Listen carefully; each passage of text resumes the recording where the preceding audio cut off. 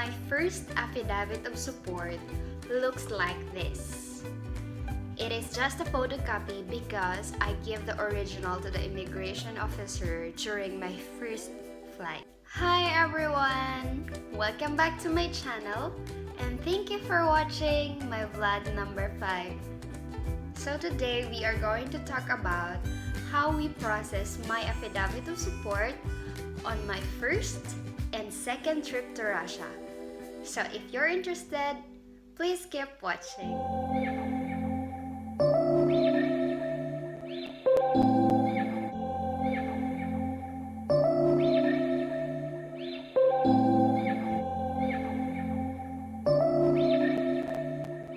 My first affidavit of support looks like this. It is just a photocopy because I gave the original to the immigration officer during my first flight. So, this one is the second. This is the original one because hindi ko na ito binigay sa immigration officer because they don't ask for it. And that's the good news that I'm going to tell you guys. So first, I will explain how we process the first one, and I will also tell you the secret for the second one. Okay, so let's start.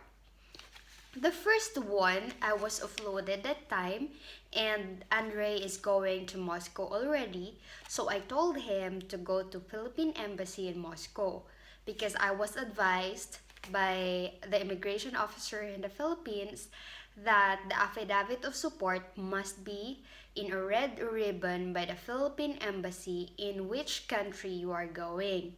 So basically, I am going to Russia, so that's why my affidavit of support must be red ribbon in the Philippine Embassy in Moscow. So this is what happens. He immediately went to Philippine Embassy and asked how is he going to process or how is he going to do an affidavit of support for me. And the assistant said, "We don't know." And he was like, "What?"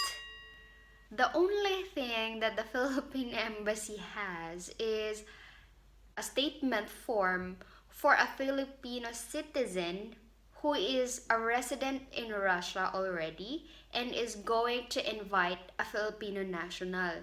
So basically, ang meron lang sa Philippine Embassy na form is a Filipino to Filipino. So sabi niya, "So how? You don't have a form or a statement like for a Russian to Filipino?" And no sir, we just have this form. So yun lang daw yung meron silang form. The assistant also said that they also don't know what will be the question or what would the immigration officer ask from you. Kasi like halimbawa, hindi talaga nila alam or control kung ano yung itatanong sa'yo ng immigration at kung ano yung hihingiin sa'yo. So, ang ginawa niya, he get the statement and he changed the nationality. So, parang he changed into a Russian to Filipino. Parang Andre Timofeevs, parang ganon. Russian national, parang ganon. And then, he added a statement na he is going to provide for me, he sponsored me, and that I'm not going to be a burden in his country and in my country. Yun yung kanyang statement that he is really going to support me. First, he went to the notary para ipagawa yung statement in a Russian language. And then, that notary also notarized the statement. And then the second one is he went into a translate agency so that this statement written in Russian language will be translated into English. And then he comes back again to the notary for this document will be notarized and that the English translation is also correct. So after the notary, he went to Ministry of Justice in Russia also in Moscow for them to be able to check it and approve this statement as well. He was advised that this statement or these documents will be released after 5 working days. So he needs to come back after 5 working days, and then he pay tax. I am not sure which bank and how much he paid for this document before he went to Ministry of Foreign Affairs. That's the 5th process, Ministry of Foreign Affairs. And then he need to wait again another 5 working day before the release of the documents, because the Ministry of Foreign Affairs will also approve these documents. And then he will go to Philippine Embassy for the red ribbon. And the process in Philippine Embassy is that they have 3 working days, which cost around $25, and a 1 working day cost $50. Because he wants to process it immediately, he only take the 1 working day, which he pay around $50. And then he send it to me via DHL and from Moscow to Manila. It's door-to-door and express delivery. It cost around 4,000 rubles, I think. Yeah. But in 3 days, I received the documents already. Very fast naman yung transaction. So, ayun guys. And it's really hard for me because I almost waited 3 weeks in a total of 3 weeks before my next flight again. Ayun, it's really sad. But thankfully, when I submitted it to immigration, they just allowed me to go kasi complete documents na ako dun sa list na pinakita ko sa kanya at ang binigay sa akin ng immigration officer na nag-interview sa akin before. If you watch already my Philippine immigration experience, you will know about what documents I submitted also. And we are going to the good news. And the good news is how we process the second one. So the second affidavit of support is made easy because the Philippines has been an apostille country. So, ibig sabihin, they will no longer issue a red ribbon. Instead, they will attach a apostille certificate on the original document. So, kung ang gagamitin nating documents abroad, dapat naka-apostille yon sa DFA. At the same time, yung gagamitin nating documents sa Pilipinas is naka-apostille din dito sa country nila. And Russia is also an apostilled country. So, ang lahat ng pagpaprocess ng documents ngayon is made easy.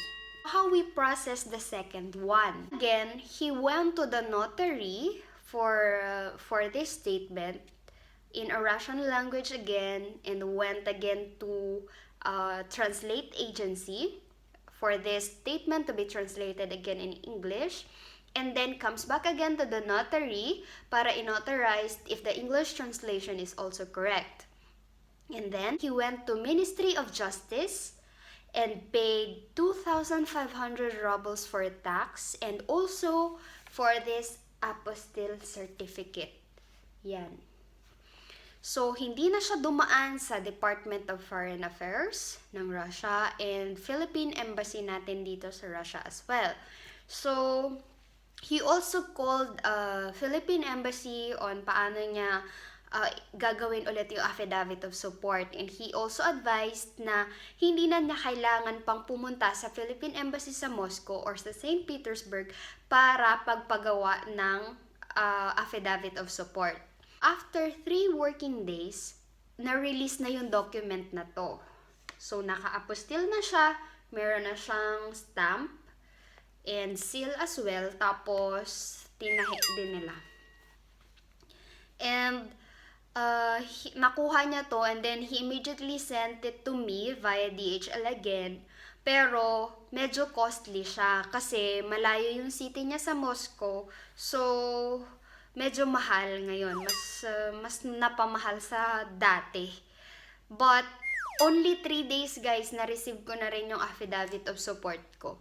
And parang Friday, na-receive ko yung affidavit of support. And then Monday, good to go na ako kasi I have this affidavit of support na.